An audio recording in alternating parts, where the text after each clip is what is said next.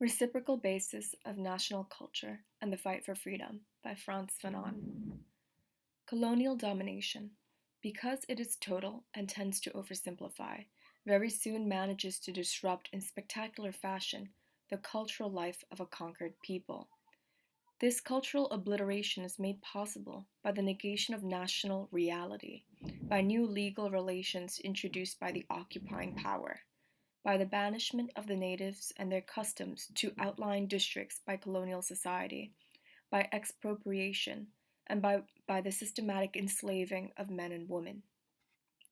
3 years ago, at our first Congress, I showed that in the colonial situation, dynamism is replaced fairly quickly by the substantification of the attitudes of the colonizing power. The area of culture is then marked off by fences and signposts.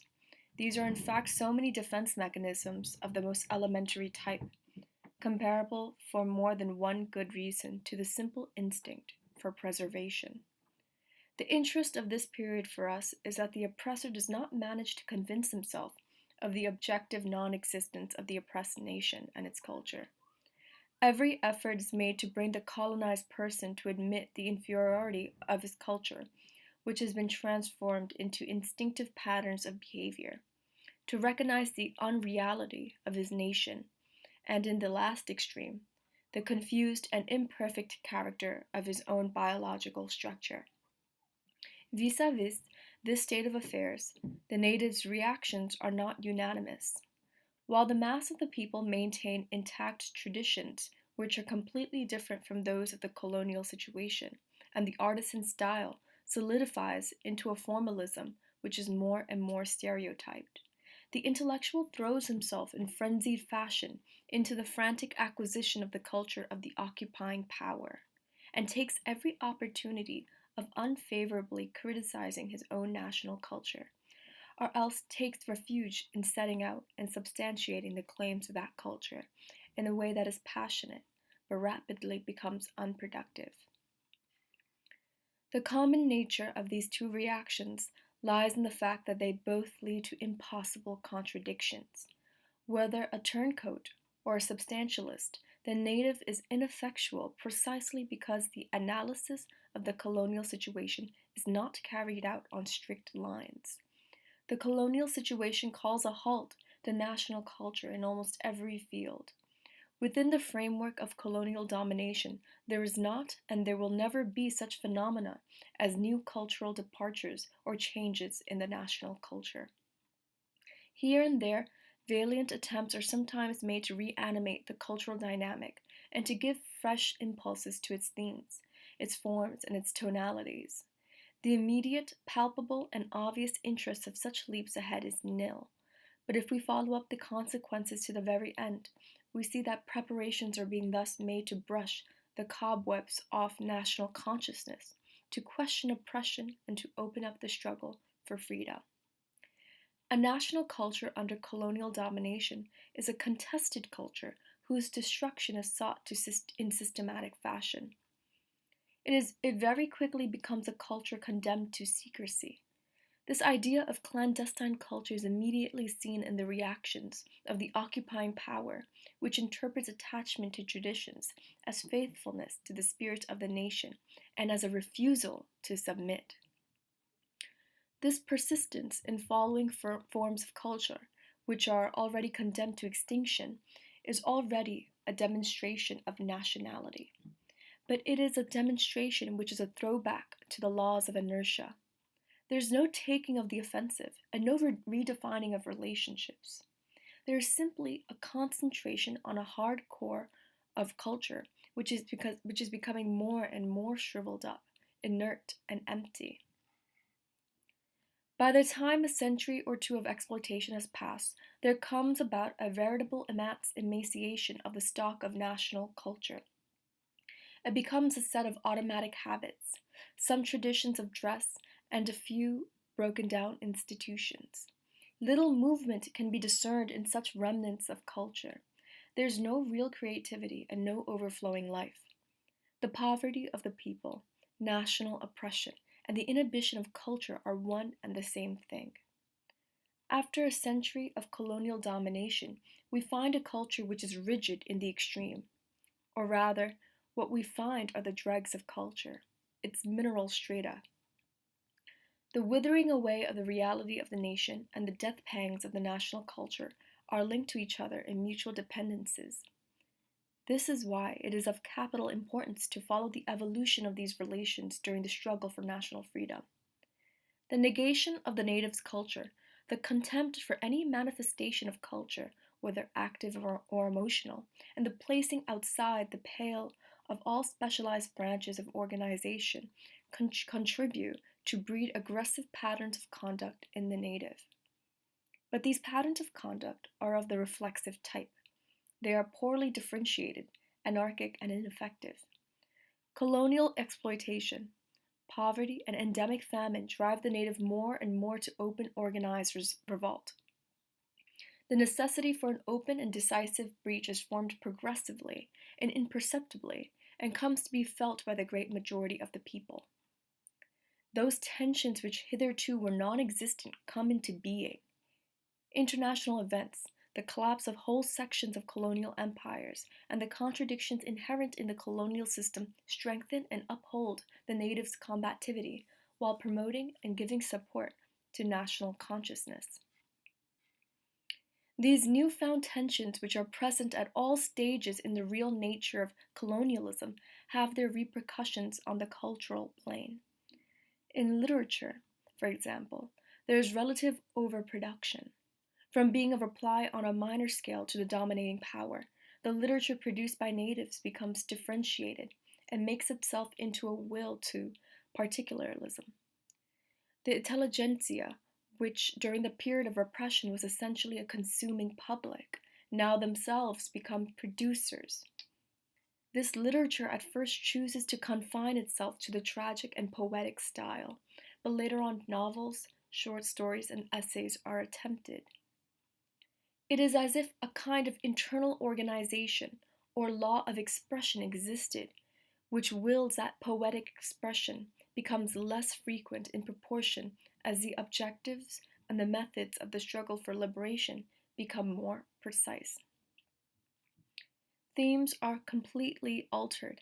In fact, we find less and less of bitter, hopeless recrimination, and less also of that violent, resounding, florid writing, which on the whole serves to reassure the occupying power. The colonialists have in former times encouraged these modes of expression and made their existence possible. Stinging denunciations, the exposing of distressing conditions and passions, which find their outlet in expression, are in fact assimilated by the occupying power in a cathartic process. To aid such processes is in a certain sense to avoid their dramatization and to clear the atmosphere. But such a situation can only be transitory.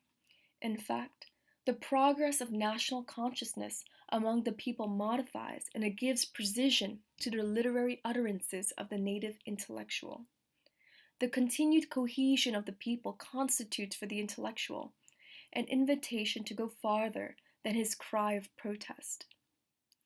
The layman first makes the indictment, then it makes an appeal. In the period that follows, the words of command are heard. The crystallization of the national consciousness will both disrupt literary styles and themes, and also create a completely new public. While at the beginning the native intellectual used to produce his work to be read exclusively by the oppressor, whether with the intention of charming him or of denouncing him through ethical or subjective means. Ethnical or subjective means. Now the native writer progressively takes on the habit of addressing his own people. It is only from that moment that we can speak of a national literature. Here there is, at the level of literary creation, the taking up and clarification of themes which are typically nationalist. This may be properly called a literature of combat, in the sense that it calls on the whole people to fight for their existence as a nation. It is a literature of combat because it molds the national consciousness, giving it form and contours, and flinging open before it new and boundless horizons. It is a literature of combat because it assumes responsibility, and because it is the will to liberty expressed in terms of time and space. On another level, the oral tradition, stories, epics, and songs of the people, which formerly were filed away as set pieces, are now beginning to change. The storytellers who used to relate inert episodes now bring them alive and introduce into them modifications which are increasingly fundamental. There is a tendency to bring conflicts up to date and to modernize the kinds of struggles which the stories evoke, together with the names of heroes and the types of weapons. The method of allusion is more and more widely used. The formula, "this all happened long ago," is substituted by that of, "what we are going to speak of happened somewhere else. But it might well have happened here today, and it might happen tomorrow." The example of Algeria is significant in this context. From 1952 to 1953 on, the storytellers who were before that time stereotyped and tedious to listen to completely overturned their traditional methods of storytelling and the contents of their tales. Their public, which was formerly scattered, became compact. The epic, with its typified categories, reappeared. It became an authentic form of entertainment, which took on once more a cultural value. Colonialism made no mistake when, from 1955 on, it proceeded to arrest these storytellers systematically. The contact of the people with the new movement gives rise to a new rhythm of life and to forgotten muscular tensions, and develops the imagination. Every time the storyteller relates a fresh episode to his public, he presides over a real invocation. The existence of a new type of man is revealed to the public. The present is no longer turned in upon itself, but spread out for all to see. The storyteller once more gives free rein to his imagination. He makes innovations and he creates a work of art. It even happens that the characters which are barely ready for such a transformation, highway robbers or more or less antisocial vagabonds, are taken up and remodeled. The reemergence of the imagination and of the creative urge in the songs and epic stories of a colonized country is worth following. The storyteller replies to the expectant people by successive approximations, and makes his way, apparently alone, but in fact helped on by his public, towards the seeking out of new patterns, that is to say, national patterns. Comedy and farce disappear, or lose their attraction. As for dramatization, it is no longer placed on the plane of the troubled intellectual and his tormented conscience. By losing its characteristics of despair and revolt, the drama becomes part of the common lot of the people, and forms part of an action in preparation or already in progress. Where handicrafts are concerned, the forms of expression which formerly were the dregs of art, surviving as if in a daze, now begin to reach out. Woodwork, for example, which formerly turned out certain faces and attitudes by the million, begins to be differentiated. The inexpressive or overwrought mass comes to life, and the arms tend to be raised from the body as if to sketch an action. Compositions containing 2, 3, or 5 figures appear. The traditional schools are led on to creative efforts by the rising avalanche of amateurs or of critics. This new vigor in this sector of cultural life very often passes unseen. National effort is of capital importance. By carving figures and faces which are all full of life, and by taking as his theme a group fixed on the same pedestal, the artist invites participation in an organized movement. If we study the repercussions of the awakening of national consciousness in the domains of ceramics and pottery making, the same observations may be drawn. Formalism is abandoned in the craftsman's work. Jugs, jars, and trays are modified, at first imperceptibly, then almost savagely. The colors, of which formerly there were but few, and which obey the traditional rules of harmony, increase in number, and are influenced by the repercussion of the rising revolution. Certain ochres and blues, which seemed forbidden to all eternity in a given cultural area, now assert themselves without giving rise to scandal. In the same way, the stylization of the human face, which according to sociologists is typical of very clearly defined regions, becomes suddenly completely relative. The specialist coming from the home country and the ethnologist are quick to note these changes. On the whole, such changes are condemned in the name of a rigid code of artistic style and of a cultural life which grows up at the heart of the colonial system. The colonialist specialists do not recognize these new forms and rush to the help of the traditions of this indigenous society. It is the colonialists who become the defenders of the native style. We remember perfectly, and the example took on a certain measure of importance, since the real nature of colonialism was not involved. The reactions of the white jazz specialist when after Second World War new styles such as the bebop took definite shape. The fact is that in their eyes, jazz should only be despairing, broken down nostalgia of an old Negro who is trapped between 5 glasses of whiskey, the curse of his race, and the racial hatred of the white men. As soon as the Negro comes to an understanding of himself, and understands the rest of the world differently, when he gives birth to hope and forces back the racist universe, it is clear that his trumpet sounds more clearly and his voice less hoarsely. The new fashions in jazz are not simply born out of economic competition. We must without any doubt see in them one of the consequences of the defeat, slow but sure, of the southern world of the United States. And it is not utopian to suppose that in 50 years' time the type of jazz how hiccuped by a poor misfortunate Negro will be upheld only by the whites who believe in it as an expression of manhood and who are faithful to this arrested image of a type of relationship. We might in the same way seek and find in dancing, singing, and traditional rites and ceremonies the same upward springing trend and make out the same changes and the same impatience in this field. Well before the political or fighting phase of the national movement, an attentive spectator can thus feel and see the manifestation of new vigor and feel the approaching conflict.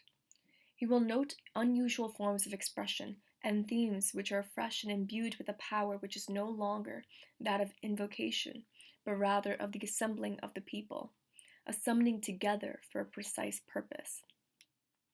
Everything works together to awaken the native sensibility and to make unreal and inacceptable the contemplative attitude or the acceptance of defeat. The native rebuilds his perceptions because he renews the purpose and dynamism of the craftsman, of dancing and music and of literature and the oral tradition. His world comes to lose its accursed character. The conditions necessary for the inevitable conflict are brought together. We have noted the appearance of the movement in cultural forms, and we have seen that this movement and these new forms are linked to the state of maturity of the national consciousness. Now, this movement tends more and more to express itself objectively in institutions. From thence comes the need for a national existence, whatever the cost. A frequent mistake, and one which is moreover hardly justifiable, is to try to find cultural expressions for and to give new values to native culture within the framework of colonial domination. This is why we arrive at a proposition which at first sight seems paradoxical. The fact that in a colonized country the most elementary, most savage, and the most undifferentiated nationalism is the most fervent and efficient means of defending national culture. For culture is first the expression of a nation, the expression of its preferences, of its taboos, and of its patterns. It is at every stage of the whole of society that other taboos, values, and patterns are formed. A national culture is a sum total of all these appraisals. It is the result of internal and external extensions exerted over society as a whole, and also at every level of that society. In the colonial situation, culture, which is doubly deprived of the support of the nation and of the state, falls away and dies. The condition for its existence is therefore national liberation and the renaissance of the state. The nation is not only the condition of culture, its fruitfulness, its continuous renewal, and its deepening. It is also a necessity. It is the fight for national existence which sets culture moving and opens to it the doors of creation. Later on, it is the nation which will ensure the conditions and framework necessary to culture. The nation gathers together the various indispensable elements necessary for the creation of a culture, those elements which alone can give it credibility, validity, life, and creative power. In the same way, it is its national character that will make such a culture open to other cultures, and which will enable it to influence and permeate other cultures. A non-existent culture can hardly be expected to have bearing on reality or to influence reality. The first necessity is the re-establishment of the nation in order to give life to national culture in the strictly biological sense of the phrase. Thus, we have followed the breakup of the old strata of culture, a shattering which becomes increasingly fundamental, and we have noticed, on the eve of the decisive conflict for national freedom, the renewing of forms of expression and the rebirth of the imagination. There remains one essential question. What are the relations between the struggle, whether political or military, and culture? Is there a suspension of culture during the conflict? Is there the national struggle an expression of a culture? Finally, ought one to say that the battle for freedom, however fertile a posteriori with regard to culture, is in itself a negation of culture? In short, is the struggle for liberation a cultural phenomenon or not? We believe that the conscious and organized undertaking by a colonized people to re-establish the sovereignty of that nation constitutes the most complete and obvious cultural manifestation that exists. It is not alone the success of the struggle which afterwards gives validity and vigor to culture. Culture is not put into cold storage during the conflict. The struggle itself, in its development and in its internal progression, sends culture along different paths and traces out entirely new ones for it. The struggle for freedom does not give back to the national culture its former value and shapes.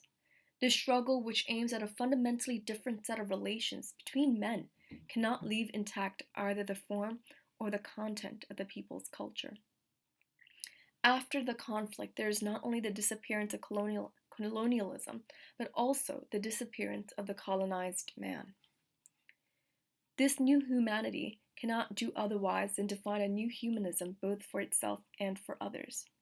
It is prefigured in the objectives and methods of the conflict. A struggle which mobilizes all classes of the people and which expresses their aims and their impatience, which is not afraid to count almost exclusively on the people's support, will of necessity triumph. The value of this type of conflict is that it supplies the maximum of conditions necessary for the development and aims of culture. After national freedom has been obtained in these conditions, there's no such painful cultural indecision which is found in certain countries which are newly independent, because the nation, by its manner of coming into being and in the terms of its existence, exerts a fundamental influence over culture. A nation which is born of the people's concerted action and which embodies the real aspirations of the people, while changing the state, cannot exist save in the expression of exceptionally rich forms of culture. The natives who are anxious for the culture of their country and who wish to give it to a universal dimension ought not to, therefore, to place their confidence in the single principle of inevitable, undifferentiated independence written into the consciousness of the people in order to achieve their task. The liberation of the nation is one thing. The methods and popular content of the fight are another. It seems to me that the future of national culture and its riches are equally also part and parcel of the values which have ordained the struggle for freedom.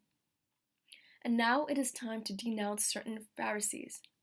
National claims, it is here and there stated, are a phase that humanity has left behind.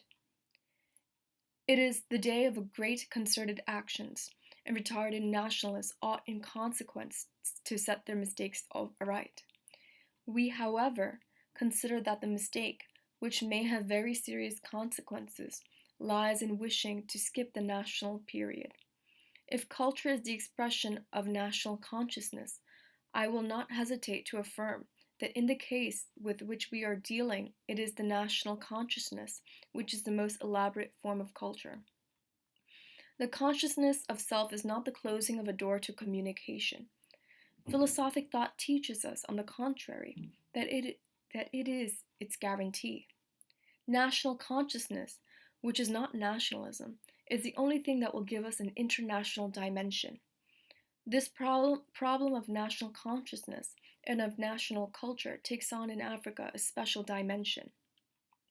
The birth of national consciousness in Africa has a strictly contemporaneous connection with the African consciousness.